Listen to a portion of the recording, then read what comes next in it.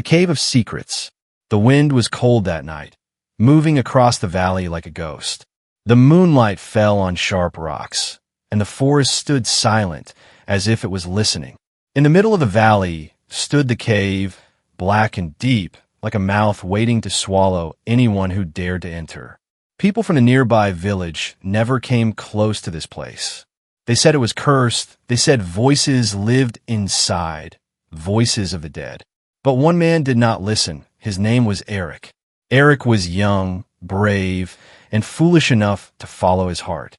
He had read the old stories about a warrior woman who once ruled the land with fire and steel. The story said she was sealed away 500 years ago, locked in sleep so powerful that time could not touch her. And the key to waking her was hidden in the cave. Most people laughed at the story, but Eric believed it. He wanted to see with his own eyes, even if it cost his life. As he stood before the cave, his lantern shook in his hand. The light flickered, and the cave seemed to breathe with every gust of wind. The air was heavy, like a warning, telling him to turn back. But Eric only took a deep breath and stepped inside. The ground crunched under his boots, dry bones scattered across the floor. He whispered to himself, "No turning back now." The walls of the cave were strange, carved with patterns that glowed faintly. The symbols looked alive, crawling and shifting when his lantern passed by. He felt the weight of history pressing down on him. Each step echoed like a drumbeat, like the cave was counting his presence. The deeper he went, the colder it became, until his breath turned to mist. The silence was not empty. It was full of whispers he could not understand. "Who walks here?" a voice seemed to ask, but when Eric turned, there was no one. He tried to steady his heart, but the sound of his pulse was loud in his ears. His fingers touched the cave wall and pulled away wet, red stains that should not have been there. The cave was alive, and it did not welcome him. Still, he pressed forward, because the story said the coffin was real. It lay at the very heart of the cave, waiting for the one who was brave enough to open it. After what felt like hours, he entered a vast chamber. The ceiling stretched high, lost in shadows. The walls were covered in chains, thick and black, as if the whole place was a prison. In the center stood a stone coffin, massive and ancient. Its surface was carved with runes that glowed with a soft blue light. Chains of iron wrapped around it, locked tight with symbols of fire and blood. Eric's lantern shook again, but not from his hand. The light itself trembled. The air was colder here, sharper, like knives against his skin. He felt something watching him, not with eyes, but with power.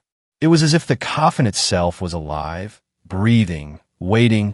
His chest grew heavy, and every part of his body screamed to run. But he took one more step forward, then another, until he stood before it. He reached out, his fingers hovering above the cold stone. Whispers filled the chamber, louder now, speaking words he could not understand. Some sounded like warnings, others like laughter. Eric's hand touched the stone, and a shock went through his body like fire. The coffin shuddered, dust falling like sand, the chains rattling as if they were angry. The sound grew louder and louder until the chamber itself shook. Eric stumbled back, but his eyes stayed locked on the coffin. He knew this was no dream. This was real. The warrior woman was here, just as the story said. But she was not free, not yet. Something dark and powerful had been placed to keep her trapped. And by coming here, by touching the coffin, he had already begun to break it. The ground cracked beneath his feet. The air turned hot. A deep rumble echoed through the cave like the growl of a beast. From the shadows, shapes began to move, crawling from the walls. Figures of stone and shadow, guardians of the tomb. Eric's heart raced, but his eyes burned with determination. He whispered to himself, "I came here for the truth, and I will not leave without it." The coffin rattled again, louder, chains pulling tight. And in that moment, Eric knew the legend was not just a story. The warrior woman slept inside, waiting, but the question was no longer if she could be awakened. The question was, should she? The warrior's prison. The sound of the chains filled the chamber like thunder. Each link rattled with a life of its own, twisting and pulling as if trying to keep something inside. Eric stood frozen, his lantern shaking in his hand. He wanted to run, but his feet would not move. The stone coffin in front of him glowed faintly, its surface breathing like skin. It was not a coffin, it was a prison, and what slept inside wanted to be free. Eric's eyes locked on the glowing runes carved into the stone. They shifted and twisted, forming words that made no sense to him. Yet somehow, in his mind, he understood. They spoke of power, war, and betrayal. They warned of a woman whose strength had once shaken kingdoms. The chains were not to protect her. They were to protect the world from her. The whispers grew louder, filling the chamber like a storm. Eric pressed his hands to his ears, but the voices still echoed in his skull. Some whispered promises of glory. Others cursed him for daring to come. Then, through the noise, one voice cut clear, strong, and commanding. "Release me," it said, as if spoken directly into his soul. His chest tightened, and his knees trembled. The voice belonged to her, the one inside, the warrior woman. Eric stepped closer, though fear wrapped around him like chains of his own. The coffin pulsed with light, and he saw her through the cracks. Her face was calm, but her eyes glowed faintly under closed lids. Her armor was old but shining, made of metal unlike anything he had seen. Her hands were crossed on her chest, gripping a broken sword. Even in sleep, she looked like a queen, both beautiful and terrifying. The chains hissed, alive with red fire.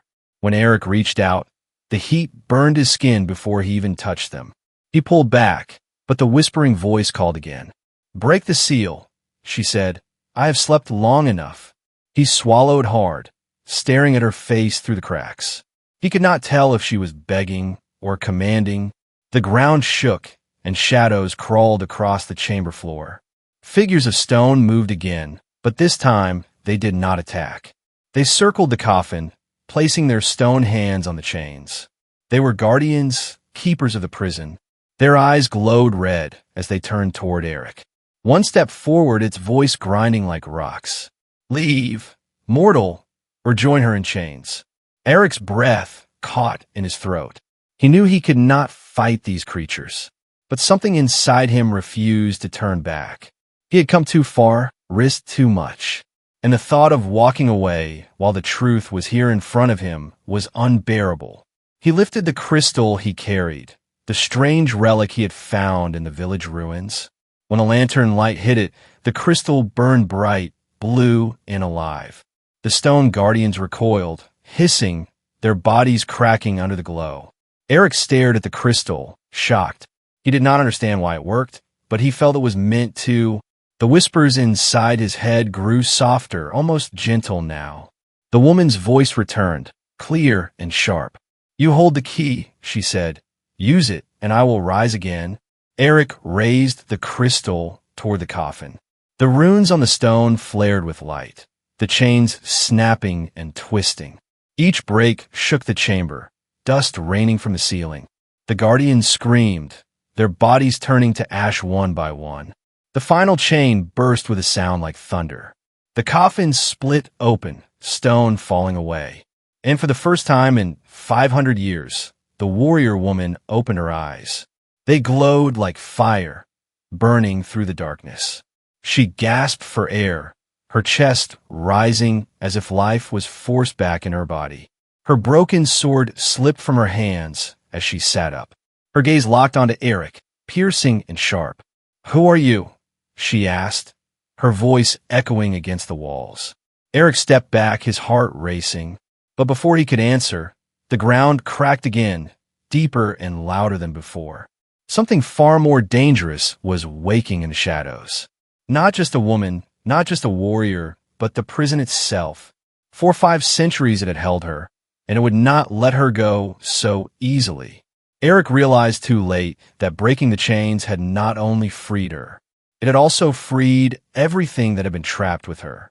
The cave roared, alive with fury, and the true battle had only just begun. The awakening. The coffin was broken, the chains shattered, the chamber filled with smoke and fire. Eric's chest rose and fell fast, his hands gripping the glowing crystal so tightly his knuckles turned white. The warrior woman sat up slowly, her breath sharp, her eyes glowing like two burning suns in the dark. For a moment, the world went silent, as if even the cave itself held its breath.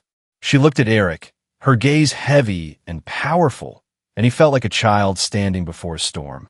Her armor gleamed faintly under the lantern light, cracked in places but still shining with a strength that did not belong to this age.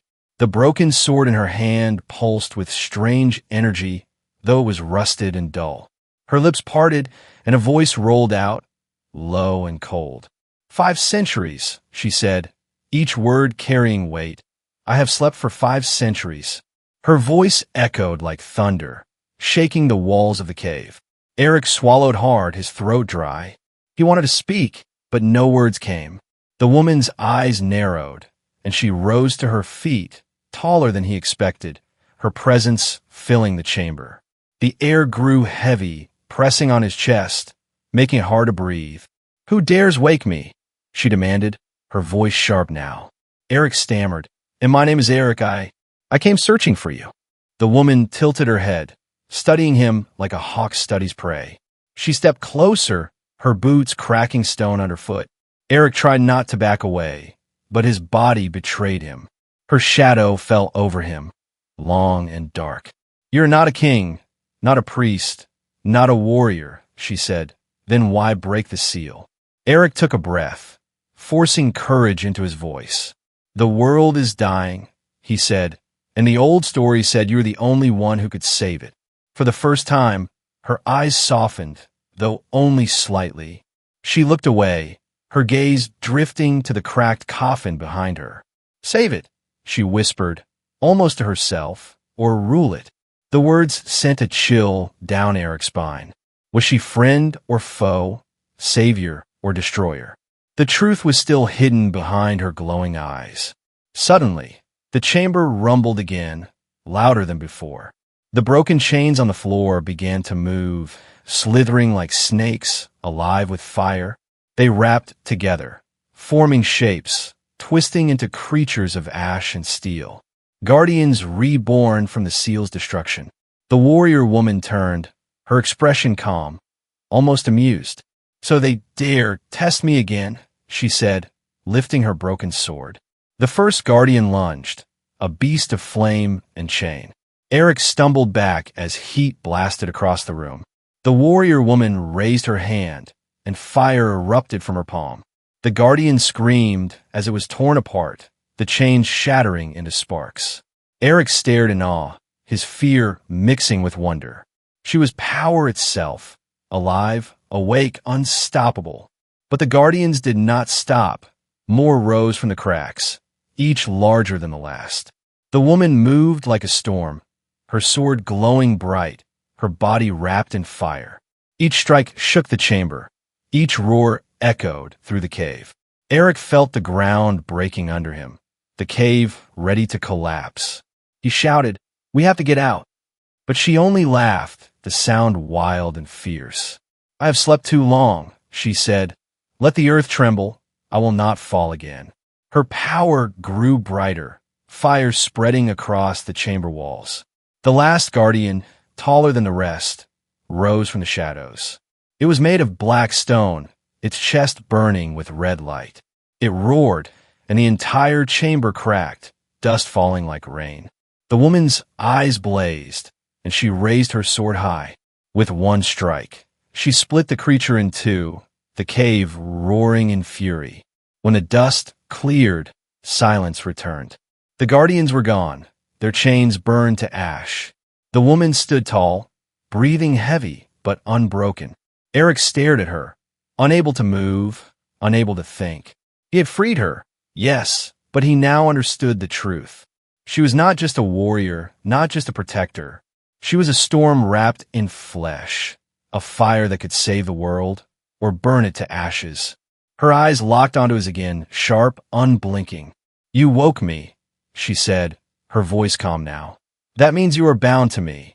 Eric's mouth went dry. Bound? He asked, his voice shaking. She nodded, a faint smile curling on her lips.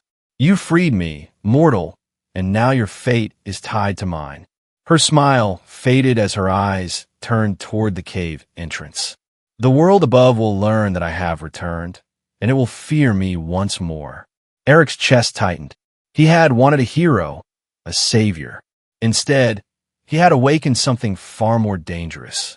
And as the warrior woman walked past him, fire trailing in her steps, he realized there was no turning back.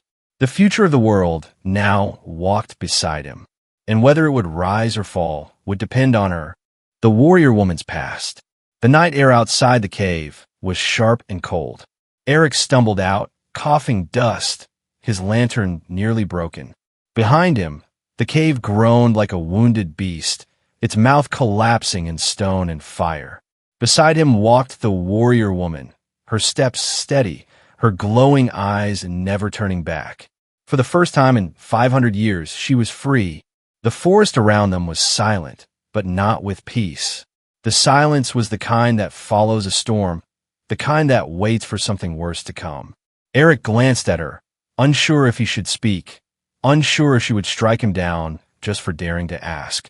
Her face was calm, unreadable, her broken sword strapped across her back. At last, she stopped and looked at the moon, her eyes reflecting its silver light. The world has changed, she whispered, almost to herself, but some things never do. Eric swallowed his fear, then asked softly, "Who are you, really?" She turned to him, her gaze sharp, but then her expression softened, only for a moment. "My name is Seraphine," she said, her voice low and steady. "They once called me the guardian of the stars, the last shield against the endless night." Eric's heart raced. The name was familiar. It belonged to the oldest of legends. But legends were never meant to stand alive before him. He hesitated, then asked, "Why did they seal you away?"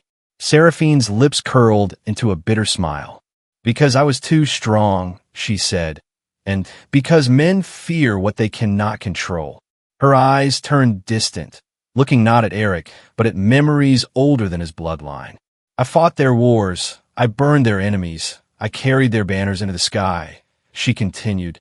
"And when my work was done, when peace returned, they called me a monster." Her voice shook with anger, but also with grief. "They said I was too dangerous, that I could one day turn against them. So they chained me, sealed me in stone, and called it justice." Eric felt a weight in his chest. The thought of a hero betrayed by her own people struck deep. But part of him wondered, were they right to fear her? He had seen her destroy guardians with fire that could melt stone. Seraphine's hand reached toward the ground, picking up a handful of dirt. She let it fall slowly between her fingers. "This world," she said, "was never kind to its protectors." Her eyes darkened. "Do you know what it is to give everything, only to be cast aside?" Eric shook his head, unable to speak. She stepped closer, her presence wrapping around him like a flame. "That is my past, mortal, and now the future will decide if I was a savior or a curse." Eric wanted to believe her, but the fear in his heart grew heavier. If she had been betrayed, would she seek justice or vengeance? He thought of the villages, the cities, the kingdoms that had risen in 500 years. None of them would be ready for her return. Seraphine turned away again, staring into the distance. "There is more," she said quietly, "something darker." Her voice dropped, and for the first time, there was fear in her tone. "I was not only sealed away," she said, "I was hunted even in my sleep. The chains that bound me were not only iron. They were alive, forged with shadows older than men. They feared me, yes, but they also feared what hunted me." Eric felt his blood run cold. "Something hunted you?" he asked. She nodded slowly. "Something that still lives, something that will come now that I walk again." The forest seemed to grow darker with her words. Eric shivered, his hand tightening around the crystal he still carried. He realized this was bigger than a sleeping warrior. Her awakening was not only the breaking of a prison, it was the breaking of a balance. Seraphine's eyes glowed brighter as she looked at him. "You freed me, Eric, and now you must understand what you have done." Her voice carried both promise and warning. "You have awakened more than me. You have awakened my enemies, and they will not rest." The ground trembled faintly, as if the earth itself listened to her words. Eric's chest grew heavy. He had thought he was unlocking a hero, a savior. But instead, he had unleashed a storm with no clear path. And standing under the cold light of the moon, he finally understood. The past was not buried. It was alive, walking beside him, breathing fire, ready to change everything. The rising threat. The forest was quiet, too quiet. Even the insects and birds seemed to vanish into the night. Eric walked behind Seraphine, his lantern flickering weakly. The glow of the crystal in his pocket pulsed with each of his steps, as if it could feel the danger ahead. Seraphine did not look back, her eyes fixed on the path, her body moving with the calm grace of someone who belonged to war. They passed ancient stones half buried in the dirt, each carved with symbols that matched the runes on her coffin. Eric touched one as they walked, and a shiver raced through him. The stone was warm, not with life, but with memory. "These are markers," Seraphine said suddenly, her voice low. "Warnings placed by those who feared me." She traced her hand across one of the stones, and the carvings burned faintly red. "They are not only warnings," she added, "they are doors." Eric frowned. "Doors to what?" he asked. She looked at him, her eyes burning like coals. "To things better left closed." Before Eric could question further, the ground trembled, faint at first, then stronger. The trees around them shuddered, leaves falling like rain. The crystal in his pocket grew hot, and his chest tightened with dread. Something was stirring, not far from where they stood. From the shadows between the trees came a sound. Not footsteps, but a dragging noise, heavy and slow. Eric lifted his lantern, his hand shaking. At first, he saw nothing, just blackness pressing against the edge of the light. But then two glowing red eyes opened in the dark. A shape moved, tall and twisted, its body made of ash and broken chains. Seraphine raised her broken sword, her face unreadable. "They come faster than I thought," she said softly, almost to herself. Eric stumbled back as the creature stepped into view. It had no mouth, no flesh, only a hollow chest burning with fire. It moved like smoke and iron, every step shaking the ground. "Is that one of the guardians?" Eric asked, his voice trembling. Seraphine shook her head slowly. "No, this is something older." Before Eric could react, the creature lunged. Chains whipped through the air, striking trees and splitting them like twigs. Seraphine moved fast, fire erupting from her hands, her sword glowing as she blocked the strike. The clash lit the forest like a storm of lightning. Eric fell to the ground, shielding his face from the blast. He could hear Seraphine laugh, fierce and wild. "This," she shouted over the roar, "is the world remembering me." The creature hissed, its chains wrapping around Seraphine's arm, pulling tight. But she ripped them apart, flames tearing the metal into sparks. Her power was terrifying, yet beautiful. Eric could not look away, even though fear crawled through his veins. The battle shook the forest, the trees burning, the stones glowing brighter. And then, from the earth itself, more shapes began to rise. Not one, but many, dozens of them, crawling out of the soil, their bodies formed from shadow and chain. Each one with burning red eyes, each one bound to the same fire that had once sealed her. Eric gasped. "There are too many." Seraphine only smiled, her eyes shining brighter. "Then this night will not be boring," she said, raising her sword high. The air burned with heat as she charged forward. Each strike of her blade cut through the shadows. Each burst of flame lit the ground. But the creatures did not fall easily. When one broke apart, two more rose from the smoke. The forest turned into a battlefield, red fire against black shadow. Eric ran from tree to tree, trying to stay alive. Everywhere he looked, The night was alive with chains, fire, and screams. But in the chaos, Eric noticed something strange. The crystal in his pocket pulsed in rhythm with the creature's movements. Each time it glowed, the shadows grew stronger. He realized with horror that the crystal was not only a key, it was also a beacon calling the creatures to them. His breath caught, and he shouted, "Seraphine, it's me. I'm drawing them here." Seraphine glanced at him mid-battle, her eyes narrowing. "Of course," she said, striking down another beast. "The crystal was never yours. It was theirs." Eric's chest grew heavy, panic rising in him. He wanted to throw it away, to end the nightmare. But Seraphine's voice stopped him cold. "Do not drop it, fool," she shouted, her tone sharp. "That crystal is the only thing keeping me alive." Eric froze, torn between fear and duty. If he kept the crystal, the creatures would come, endless and unstoppable. If he let it go, Seraphine might fall, and with her, perhaps the last hope for the world. The forest shook as more shadows rose, endless in number. Seraphine stood tall, her flames burning brighter, her laughter echoing like thunder. And Eric, clutching the crystal with shaking hands, realized one thing. This was only the beginning. The battle of the cave. The ground shook as if the world itself wanted to throw them into the abyss. Eric stumbled against the wall, his lantern crashing to the floor, its flame dying out. Now the only light came from Seraphine's fire and the crystal that pulsed in his hand. The shadows moved fast, crawling across the stone, their chains snapping like whips in the dark. The cave roared with their cries, 1,000 voices rising at once. Seraphine stood tall in the middle of the chaos, her broken sword burning with fire.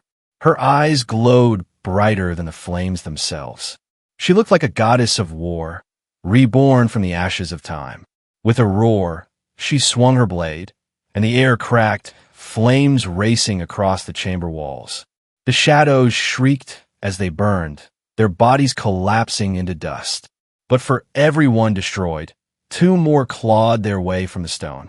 Eric pressed his back against the wall, his breath shallow. The heat was suffocating, smoke filling his lungs. He clutched the crystal tighter, his heart pounding like a drum. He wanted to run, but there was nowhere to go. The cave had sealed itself, the walls shifting as if alive, trapping them inside. Chains shot out of the ground, wrapping around Seraphine's arms and legs. She gritted her teeth, fire bursting from her skin as she tore them apart. But more chains lashed at her, faster, sharper, cutting her armor.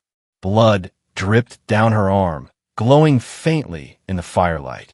Yet she only laughed, wild and fearless. "Is this all you have?" she shouted, her voice shaking the cave. "I have fought gods and kings. You are nothing." The shadows screamed louder, their voices blending into one sound. From the center of the chamber, the stones split open. Something larger than all the others rose, a figure taller than the cave itself. Its body was carved from black rock, its chest burning with fire like a furnace.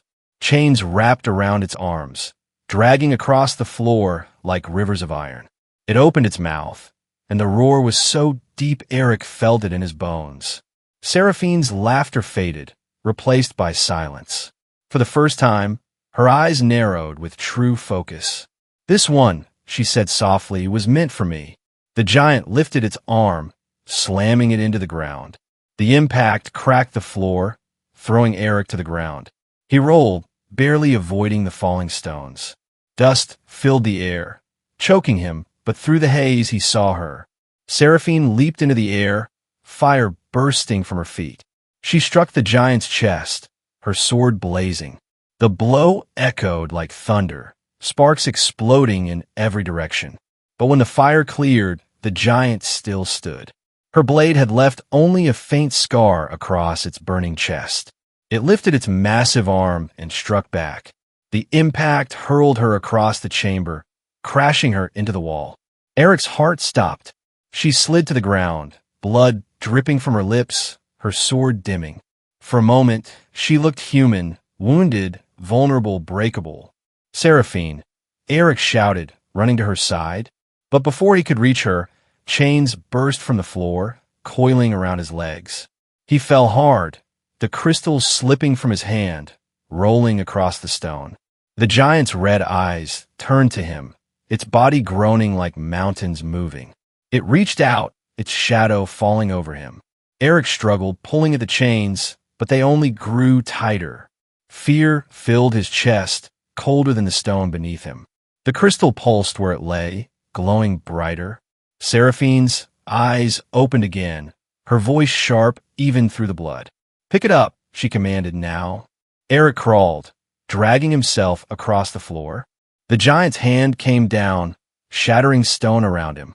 Dust filled his lungs, his arms shook, but he reached, his fingers brushing the crystal. When he grabbed it, light exploded across the chamber. The shadows recoiled, screaming, their bodies burning. Seraphine stood again, fire bursting from her wounds. Her sword glowed brighter than ever before. The giant roared and swung again. This time, Seraphine caught the blow with both hands, her sword blocking the massive chained fist. The ground split under her feet, fire pouring from the cracks. Her voice rang out, not laughter now, but fury. "You chained me for centuries," she shouted, "but I am still here." Her body glowed like a star, brighter, hotter, unstoppable. With one final cry, she struck. Her sword split the giant down the middle, fire tearing through its chest. The chain snapped, the rock shattered. The giant fell in silence, its body breaking apart into dust and flame. The other shadows shrieked and collapsed, their forms fading into smoke.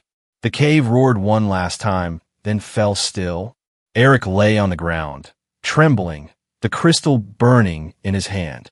Seraphine stood over the ruins, her chest rising and falling. Her face was pale, her armor broken, but her eyes still burned with fire. She looked down at Eric, her voice quiet now, but no less sharp. "This is only the beginning," she said, and in her gaze, Eric saw the truth. The cave had not been a prison for her alone. It had been a cage for the darkness she carried. And now that cage was gone. A new beginning. The cave was silent now, but it was not peace. Dust hung in the air like smoke after a fire. The walls cracked and broken. Eric pushed himself up slowly, his arms shaking, his chest burning with every breath. The crystal in his hand glowed faintly, weaker now, but still alive. He looked around at the ruin, the shattered stones, the ashes of shadows that had once moved like living nightmares. And then his eyes found her. Seraphine stood at the center of the chamber, her sword dim, her armor torn, her body wounded. Yet she was still unbroken, her back straight, her eyes burning like stars. For a moment, Eric thought she looked almost human, almost fragile. But then she turned, her gaze locking onto him, and he remembered. This was no ordinary woman. This was the storm he had freed. The ground trembled once more, a small echo of the battle just fought. Rocks fell from the ceiling, forcing them to move quickly. Seraphine walked forward without hesitation, the fire still glowing faintly on her skin. Eric stumbled after her, clutching the crystal, afraid to let it go. Together, they made their way out, the broken cave groaning behind them. When they stepped into the night air, the world felt different. The forest no longer silent, but restless, as if every tree and stone had witnessed her return. Seraphine raised her head to the sky, the moonlight falling across her face. Her eyes narrowed, scanning the horizon as if she could see far beyond the hills. "The world knows," she said quietly. "They will feel it in their bones, the moment I open my eyes." Eric frowned, his voice trembling. "Who will feel it?" She turned to him, her lips curling into a thin smile. "Kings, priests, shadows, and old enemies who should have stayed buried," she said. Her words were not promise, they were warning. They walked together into the forest, the ground crunching under their steps. Eric kept glancing at her, unsure what he had unleashed. He wanted to ask if she was truly friend or foe, but fear sealed his lips. Finally, he forced the words out. Will you help us? Seraphine stopped, looking at him with eyes that glowed like fire and ice. Her answer came soft, but sharp enough to cut. I will help myself, she said, and if your world stands with me, it may survive. Eric's chest grew heavy at her words. The woman he freed was not a savior wrapped in light. She was a weapon, sharp and dangerous, and the hand that guided her would decide if she saved or destroyed. But before he could speak again, the forest itself answered.